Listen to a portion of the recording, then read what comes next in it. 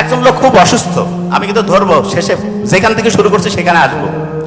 একজন লোক অসুস্থ, তা সে ডাক্তারের কাছে গেছে। ডাক্তার বলছে যে আপনার যা অবস্থা 2 মাস বাঁচবেন, ভয় খেয়ে গেছে। শেষে সে আল্লাহর কাছে খুব ফরিয়াদ করছে, আল্লাহ তুমি যদি আমাকে বাঁচায় দাও, তার একটা বাড়ি আছে প্রায় 5 কোটি টাকা দাম, যে আল্লাহ এই বাড়িটা আমি বিক্রি করে টাকা পয়সা সব দান খরচ করে দিব। আল্লাহ দোয়া কবুল করে ফেলছে। 2 মাস পর আস্তে আস্তে সে সুস্থ হচ্ছে, ডাক্তারের কাছে গেছে। ডাক্তার বলছে মিরাকল, কিভাবে হইল? ও তো মনের মধ্যে দুঃখে, আপনি ভালো খুশি হন নাই? ও এখন বেঁচে গেছে, তো এখন আর মৃত্যু চিন্তা নেই, এখন তার বিল্ডিং এর চিন্তা।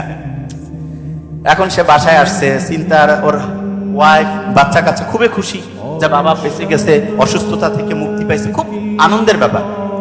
তা সে কি করছে? চিন্তা করতেছে, শয়তান তো রেডি আছে।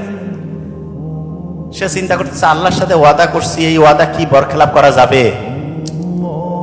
না, এটা তো ঠিক হবে না। তখন সে একটা বিজ্ঞাপন দিছে যে একটা বাড়ি বিক্রি হবে। বাড়ি বিক্রির জন্য বিজ্ঞাপন দেখে লোকজন আসছে। আসার পর বলতেছে বাড়ির দাম কত? বলছে আসলে আমরা 2টা জিনিস বিক্রি করবো। বলছে কিরকম? বলছে যে বাড়ির সাথে একটা কুকুরও বিক্রি হবে। বলছে ঠিক আছে, দাম কি? বলছে বাড়ির দাম 5,000 টাকা, কুত্তার দাম 5 কোটি টাকা। মানুষ তো ক্যালকুলেটর নিয়ে হিসাব করে করছে না, ঠিক